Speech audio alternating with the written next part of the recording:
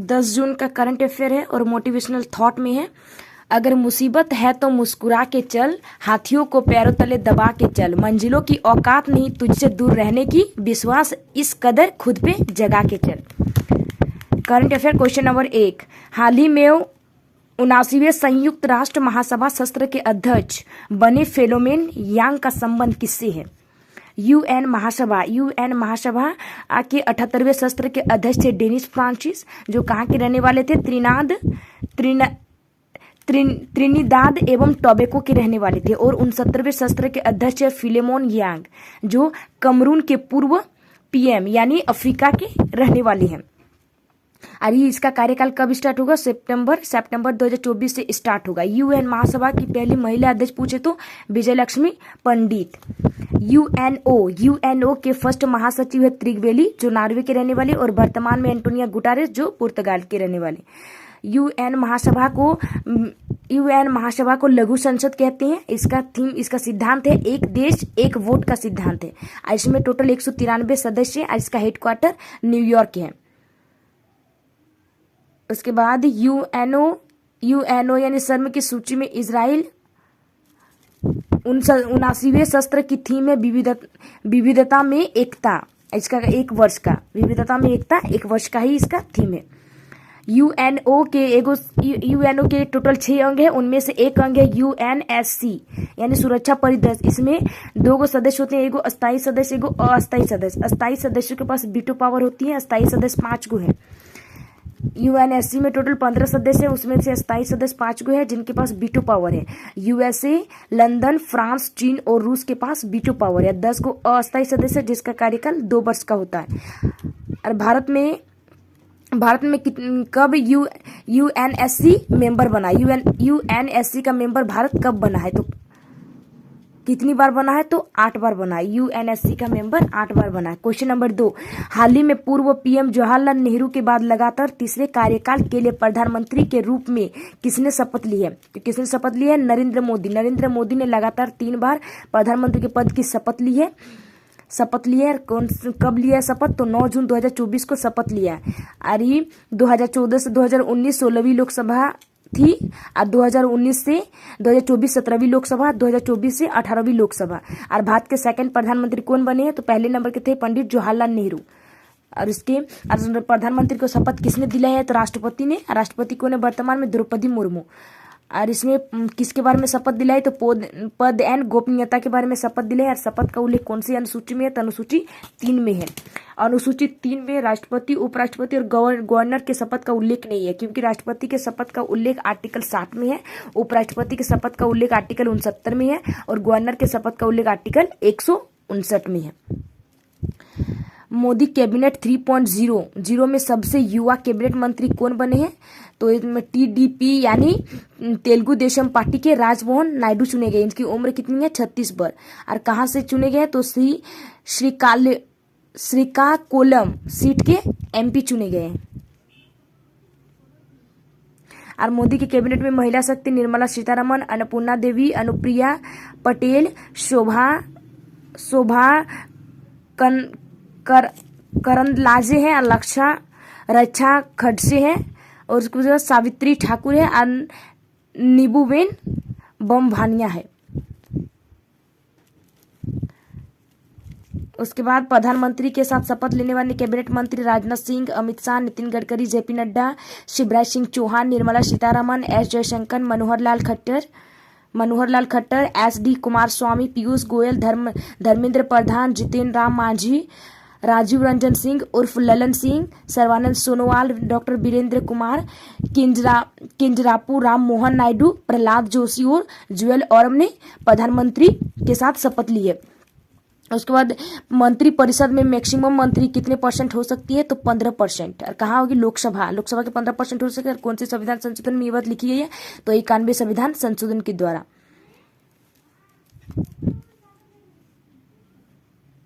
उसके बाद मनसुख मंडाविया, जी किशन रेड्डी और चिराग पासवान और CR पाटिल ने भी प्रधानमंत्री के साथ शपथ लिया है।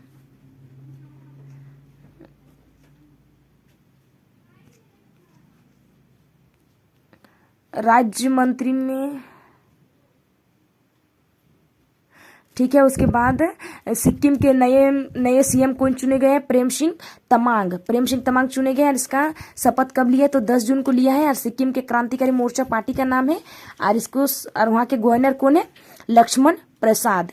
सिक्किम अलग स्टेट कब बना था? तो सिक्किम 22वां स्टेट बना 1975 को 36वां संविधान संशोधन के द्वारा। और सिक्किम की राजधानी गंगटोक। और सिक्किम में विधानसभा सीट कितनी है? 32। क्वेश्चन नंबर 3, हाल ही में यूपीआई भुगतान प्रणाली के लिए एनपीसीआई से समझौता करने वाला पहला दक्षिणी अमेरिकी देश कौन सा है?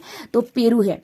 एनपीसीआई यानी national payment corporation of limited, इसने यूपीआई सिस्टम लागू किया है। यूपीआई का फुल फॉर्म है यूनिफाइड पेमेंट इंटरफेस। इसमें मतलब तत्काल भुगतान के लिए लागू किया गया। किसके साथ समझौता किया? तो पेरू के साथ समझौता किया। और पेरू के साथ समझौता यानी पेरू फर्स्ट दक्षिणी अमेरिका देश बन गया। उसके बाद पेरू, तो पेरू की राजधानी लिमा, वहाँ पे हम्बोल्ट जलधारा पाई जाती है। और वो कैसी जलधारा है? ठंडी जलधारा है। पेरू और बोलिविया के बीच कौन सी झील है? तो टिटिकाका झील है। और पेरू और चिली के बीच कौन सा मरुस्थल है? तो अटाकामा मरुस्थल है। और वहीं पे क्या है? खगोन वेधशाला। और पेरू उसमें पेरू के ऊपर इक्वाडोर है। वहाँ कौन सी है? माउंट कैटापॉक्सी ज्वालामुखी है। और जो वहाँ पे पशु पाए जाते हैं उल्लामा और ऊंट, उसमें आरबीसी केंद्रक पाया जाता है। बाकी सब में आरबीसी केंद्रक नहीं पाया जाता। फ्रांस के राष्ट्रपति इमैनुअल मैक्रोन ने संसद को किया भंग। क्वेश्चन नंबर 4, हाल ही में इसरो ने जलवायु डेटा के लिए किस देश के साथ तृष्णा मिशन पर सहयोग करने की घोषणा की है? यानी फ्रांस है। तृष्णा मिशन यानी जलवायु डेटा के लिए शुरू किया गया। इंडिया और फ्रांस ने शुरू किया। इंडिया की तरफ से किसने किया? तो इसरो ने। और इसमें कौन सी किरण का यूज किया जाएगा तृष्णा मिशन में? तो अवरक्त किरण का यूज करेगा। और जलवायु डेटा यानी स्थलीय जल की निगरानी करेगा। और ज्वालामुखी की करेगा। और कब तक ये तृष्णा मिशन कब लॉन्च किया जाएगा? तो 2025 को। पेरिस समझौता किसके बीच हुआ था? इंडिया और फ्रांस के बीच हुआ है। COP 21। और इंटरनेशनल सोलर अलायंस इंडिया और फ्रांस के बीच हुआ है। कहाँ? तो काम शुरू हो रहा है गुरुग्राम हरियाणा से। उसके बाद लुपेक्स किसने लॉन्च किया? इसरो। जापान की स्पेस एजेंसी क्या है? जाक्सा। और इंडिया की स्पेस एजेंसी इसरो। और जापान ने मिलकर लुपेक्स लॉन्च किया। उसके बाद 203 इंडिया और रूस मिलकर बना रहे हैं। कहाँ बना रहे हैं? तो कहाँ बन रहा है? कोरबा उत्तर प्रदेश में बन रहा है। उसके बाद साउथ कोरिया की स्पेस एजेंसी का नाम क्या है? काशा। क्वेश्चन नंबर 5, हाल ही में अल्टीमेट फाइटिंग चैंपियनशिप लुइस विले में जीतने वाली पहली भारतीय फाइटर कौन है? तो पूजा तोमर है। यूएफसी यानी अल्टीमेट फाइटिंग चैंपियनशिप में बनने वाली कौन है? लुइस विले में जीतने वाली कौन है? जीतने वाली पहली भारतीय फाइटर कौन बनी है? पूजा तोमर। कहाँ की रहने वाली है? तो बुधाना गांव उत्तर प्रदेश की रहने वाली। और किसे हराया? तो ब्राजील को हराया। इसे साइक्लोन नाम से मशहूर है। साइक्लोन मशहूर के नाम से फेमस है। उसके बाद हाल ही में पहली राष्ट्रीय महिला हॉकी लीग 2024 कहाँ प्रारंभ हुई है? तो झारखंड रांची। हाल ही में पुरुष और महिला दोनों वर्गों में थॉमस और उबेर कप 2024 का विजेता कौन बना है? ये बैडमिंटन खेल से संबंधित है। और विजेता इंडोनेशिया बना। आयोजित इसका चीन में किया गया था। 30वीं सुल्तान अजलान शाह ट्रॉफी 2024 की विजेता टीम कौन सी है? विजेता टीम जापान है। इसका आयोजन मलेशिया में किया है। और विजेता पाकिस्तान है। हाल ही में सात्विक साईराज और चिराग शेट्टी ने इस साल का दूसरा पुरुष डबल्स का खिताब किस प्रतियोगिता में जीता है? तो फ्रेंच ओपन और थाईलैंड ओपन में जीता है। और 2023 का मेजर ध्यानचंद पुरस्कार किसे दिया गया? सात्विक साईराज को। क्वेश्चन नंबर 6, हाल ही में किस देश के माउंट कनला ओन ज्वालामुखी में विस्फोट हुआ है? तो फिलीपींस में माउंट कनला ओब ज्वालामुखी में विस्फोट हुआ फिलीपींस के है। उसके बाद कहाँ कौन से द्वीप में फिलीपींस? तो निग्रोस द्वीप में। अरे ठंडा लावा बाहर निकलता उसे लहर कहते हैं। और इंडोनेशिया में माउंट मेरापी जो ठंडी लावा से मतलब मौत हुई है, माउंट ज्वालामुखी। अरे मनीला में एशियन डेवलपमेंट बैंक का हेडक्वार्टर कहाँ है? मनीला में। और कौन से द्वीप? तो लुजान द्वीप पर स्थित है। और फिलीपींस की राजधानी मनीला है। कौन से द्वीप पर है? तो लुजन द्वीप पर है। उसके बाद रमन मैग्सेसे अवार्ड कहाँ दिया जाता है? तो मनीला फिलीपींस में दिया जाता है। एशिया का नोबल है और पहली बार इसे Raman Magsaysay award first Bharat के किसे मिला था? तो विनोबा भावे है। और अंतर्राष्ट्रीय चावल अनुसंधान केंद्र कहाँ है? Philippines, Manila. अब ब्रह्मोस मिसाइल को हाल ही में एक्सपोर्ट किया है किसने? तो फिलीपींस ने। एरेबस ज्वालामुखी कहाँ की है? अंटार्कटिका की। इसे स्वर्ण उद्गार ज्वालामुखी भी कहते हैं। सिनाबुंग ज्वालामुखी माउंट मेरापी और माउंट इबू कहाँ की है? इंडोनेशिया की। Mount Merapi Indonesia. उसके बाद किलुआ ज्वालामुखी और मोनोलोआ ज्वालामुखी हवाई द्वीप यूएसए की है। माउंट इबू ज्वालामुखी इंडोनेशिया। क्वेश्चन नंबर 7, हाल ही में UI world entrepreneur of the year award 2024 से सम्मानित होने वाले चौथे भारतीय कौन है? वेलियन सुबैया। वेलियन सुबैया चौथे भारतीय बन गए। पहले कौन थे? नारायण मूर्ति, सेकंड है उदय कोटक और थर्ड है किरण मजूमदार। यानी वेलियन सुबैया कौन है? तो ट्यूब एंटरप्रेन्योर ऑफ इंडिया के हेड है। हाल ही में खगोल विज्ञान में प्रतिष्ठित 100 पुरस्कार के लिए किसे चुना गया? तो श्रीनिवास कुलकर्णी को चुना गया। हाल ही में यूनेस्को गिल्मो कैनो पुरस्कार 2024 से किसे सम्मानित किया गया है? तो फिलिस्तीन के पत्रकार को किया गया। हाल ही में किसे दूसरी बार green Oscar Whitley gold award 2024 से सम्मानित किया गया? पूर्णिमा देवी बर्मन को। अंतर्राष्ट्रीय बुकर पुरस्कार का विजेता कौन बना है? एनी अर्पेनवॉल बना है। कहाँ की रहने वाली है? जर्मनी की रहने वाली है। आर्यबेल पुरस्कार किसे मिला? मिशेल टेरग्रेट को। मिस वर्ल्ड क्रिस्टिना प्लिस्कोवा को। प्रिट्जर पुरस्कार रिकेन यामामोटा को। और पुलित्जर पुरस्कार न्यूयॉर्क टाइम्स को दिया गया। क्वेश्चन नंबर 8, नॉर्वे शतरंज महिला टूर्नामेंट 2024 के पहले संस्करण की विजेता कौन है? तो जू वेंजून है। नॉर्वे शतरंज चैंपियनशिप 2024 इसका होस्ट नॉर्वे में किया गया है। मेल विजेता मैग्नस कार्लसन है जो नंबर 1 पे है। इसने आर प्रज्ञानंद मेंस को हराया है। ठीक है। उसके बाद फीमेल विजेता है पहली बार जू वेंजून है। आर प्रज्ञानंद ने पहली बार मैग्नस कार्लसन को हराया है। कैंडिडेट चेस टूर्नामेंट सबसे कम उम्र में जीतने का इतिहास किसने रखा है? डी गुकेश। भारत के 50वें ग्रैंड मास्टर अभी हाल ही में कौन बने हैं? तो श्याम लिखिर बने। कहाँ के रहने वाले? तमिलनाडु। अंतर्राष्ट्रीय शतरंज दिवस कब मनाया जाता है? 20 जुलाई को। भारत की 84वीं ग्रैंड मास्टर कौन है? वैशाली रमेश बाबू। इसे अर्जुन पुरस्कार दिया गया ना। ठीक है। क्वेश्चन नंबर 9, हाल ही में विश्व महासागर दिवस 2024 कब मनाया गया? 8 जून को। 8 जून को 2 दिवस मनाया गया, विश्व महासागर दिवस और विश्व ब्रेन ट्यूमर दिवस। ठीक है। तो विश्व महासागर दिवस इसकी घोषणा हुई थी 5 दिसंबर 2008 को। और इसकी थीम इस बार क्या रखी गई है? तो नई गहराई को जागृत करें। नई गहराई को जागृत करें। उसके बाद वर्ल्ड मिल्क डे 1 जून और राष्ट्रीय दुग्ध दिवस है 26 नवंबर। तेलंगाना फॉर्मेशन डे कब बना है? तो 2 जून 2014। वर्ल्ड बाईसाइकिल डे 3 जून। वर्ल्ड इन्वायरमेंट डे 5 जून। वर्ल्ड फूड सेफ्टी डे 7 जून। इंटरनेशनल ओलंपिक डे 23 जून। 23 जून 1894 इसकी स्थापना की गई थी, गठन। क्वेश्चन नंबर 10, हाल ही में इनाडू ग्रुप और रामोजी फिल्म सिटी के संस्थापक रामोजी राव का निधन कहाँ हुआ है? तो कहाँ हुआ है? हैदराबाद में हुआ है। रामोजी राव का निधन हाल ही में हुआ है। अरे इनाडू ग्रुप से संबंधित है। अरे इस रामोजी फिल्म सिटी के संस्थापक थे रामोजी राव। इसका निधन हैदराबाद में हुआ है। ऐसे पद्म विभूषण भी दिया गया। उसके बाद प्रोजेक्ट एलिफेंटा प्रेरणा किसने दिया है? तो थॉमस जॉनसन ने। जिसका हाल ही में निधन हुआ। कब शुरू हुआ था? तो 1992 में। उसके बाद मैदान सीरीज एपिसोड 42, राज्यों के नाम सीमा में परिवर्तन किस अनुच्छेद के द्वारा किया जाता है? तो अनुच्छेद 3 के द्वारा किया जाता है। ठीक है। राज्यों में नाम सीमा का परिवर्तन अनुच्छेद 3 के तहत करेंगे। और कोई राज्य अगर भारत के बाहर से भारत में प्रवेश करता है तो उसे कौन से आर्टिकल में है? तो आर्टिकल 2 है। इसका एग्जाम्पल है सिक्किम। और भारत राज्यों का संघ कौन से आर्टिकल में कहा गया? तो आर्टिकल 1। पालघाट दर्रा 2 शहर को जोड़ता है। पालघाट दर्रा कौन से 2 शहर को जोड़ता है? तो कोच्चि और कोयम्बटूर को जोड़ता है। कोच्चि यानी केरल, कोयम्बटूर यानी तमिलनाडु। केरल और तमिलनाडु को कौन जोड़ता है? तो पालघाट दर्रा। बादाम पहाड़ी, बेलाडिल, बाबा बुदान की पहाड़ी, नोआमंडी किस अयस्क के लिए प्रसिद्ध है? तो बाबा बुदान की पहाड़ी,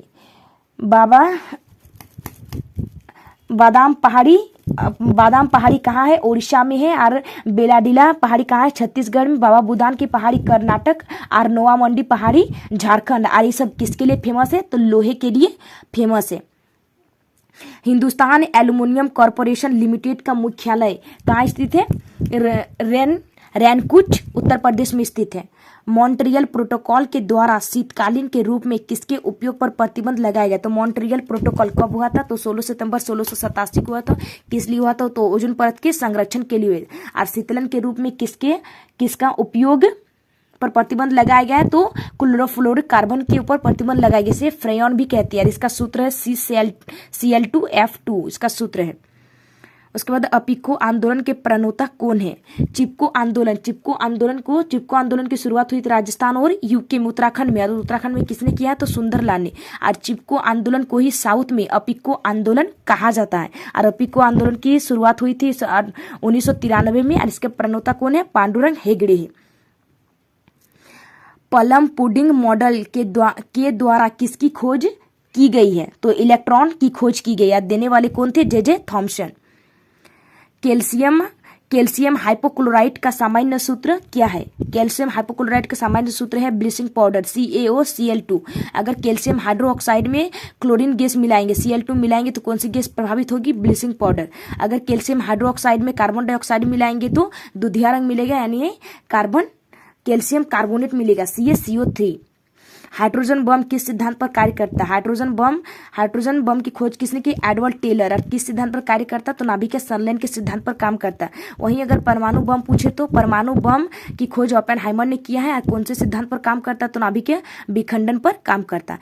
नीति आयोग के पहले मुख्य कार्यकारी अधिकारी कौन थे? यानी नीति आयोग के पहले CEO कौन थे? तो नीति आयोग के फर्स्ट CE कौन थे? सिंधु श्री खुल्लर।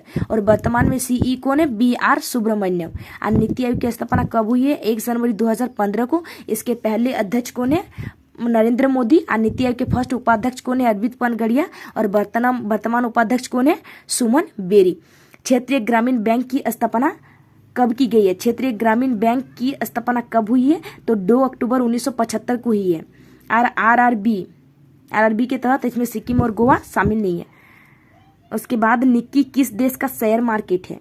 निक्की किस देश का शेयर मार्केट? तो जापान का शेयर मार्केट है निक्की। और डाउ जोन्स है USA का शेयर मार्केट। और कोस्पी है साउथ कोरिया की शेयर मार्केट। रोजी रोटी और उत्पादकता किस पंचवर्षीय योजना का नाम है? तो 7वीं पंचवर्षीय योजना का नाम है रोजी रोटी और उत्पादकता। अफ्रीका महाद्वीप का जनसंख्या की दृष्टि से सबसे बड़ा देश कौन सा है? नाइजीरिया। जनसंख्या की दृष्टि से सबसे बड़ा देश अफ्रीका महाद्वीप में नाइजीरिया है। और क्षेत्रफल की दृष्टि पूछे तो अल्जीरिया है। स्टेनली लिविंगस्टोन जलप्रपात किस नदी पर स्थित है? तो कांगो नदी पर स्थित है। और कांगो नदी को जैव विविधता का सेकंड हाईएस्ट कहते हैं। और कांगो नदी भूमध्य रेखा को 2 बार काटती है। एशिया माइनर का पठार कहाँ स्थित है? एशिया माइनर के पठार को अनातोलिया का पठार भी कहते हैं। कहाँ स्थित है? तुर्की में स्थित है। भारत का पहला समाचार पत्र कौन सा प्रकाशित हुआ है? तो कौन सा भारत का पहला समाचार पत्र 1780 में आया था? The Bengal Gazette. इसका प्रकाशन किसने किया? तो जेम्स ऑगस्टन हिक्की ने किया। 1743 में किसके द्वारा दास प्रथा उन्मूलन कानून लागू किया गया था? उन्मूलन कानून अगर लागू पूछे तो एलन बरो होगा। अगर किसके टाइम पे कानून आया था? तो विलियम हेस्टिंग के टाइम आया था। विलियम के टाइम आया था। ठीक है, विलियम बेटिंग के टाइम आया था। दास प्रथा उन्मूलन कानून किसके टाइम आया था? विलियम बेटिंग के टाइम। और उन्मूलन कानून लागू हुआ किसके टाइम? तो एलन बरो के टाइम। श्वेत विद्रोह किस वायसराय के समय हुआ था? श्वेत विद्रोह को इल्बर्ट बिल विवाद भी कहते हैं। और किसके टाइम? तो रिपन के टाइम। और रिपन फर्स्ट 10 की जनगणना शुरू किया है रिपन ने। ठीक है, वर्नाक्यूलर प्रेस एक्ट को खत्म किया रिपन ने। रिपन के कार्यकाल में। और स्थानीय निकाय शुरू करने वाले कौन थे? रिपन। विटामिन ए का संचय शरीर के किस भाग में होता है? तो विटामिन ए का संचय शरीर के यकृत में, लिवर में होता है। प्रति ग्राम सर्वाधिक ऊर्जा भोजन के किस भाग में प्राप्त होती है? अगर भोजन के भाग पूछे तो भाग कौन से? कार्बोहाइड्रेट, प्रोटीन और लिपिड भोजन के भाग है। तो सर्वाधिक ऊर्जा तो वसा। किसे महात्मा गांधी ने पोस्ट डेटेड चेक कहा है? तो क्रिप्स मिशन को कहा। क्रिप्स मिशन कब आया था? 1942 को। राज्य के महाअधिवक्ता का उल्लेख संविधान के किस अनुच्छेद में है? तो अनुच्छेद 165 में है। और अगर राज्य के महाअधिवक्ता 165 है। और वही महान्यायवादी का पूछे तो आर्टिकल 76 है। उसके बाद नदी जल विवाद से निपटने के लिए प्राधिकरण का उल्लेख संविधान के किस अनुच्छेद में? तो अनुच्छेद 262 है। राष्ट्रीय पिछड़ा वर्ग आयोग के पहले अध्यक्ष कौन है? तो हंसराज गंगाराम अहीर है। और कौन से संविधान संशोधन? तो 102वां संविधान संशोधन। क्वेश्चन नंबर 11, बिस्लेरी लिमोनाटा ने आदित्य रॉय कपूर को बनाया ब्रांड एम्बेसडर। 8 जून का current affair revision. Question number 1, हाल ही में विश्व खाद्य सुरक्षा दिवस 2024 कब मनाया गया है? 7 जून को मनाया गया। क्वेश्चन नंबर 2, हाल ही में दुनिया की दूसरी सबसे मूल्यवान कंपनी का खिताब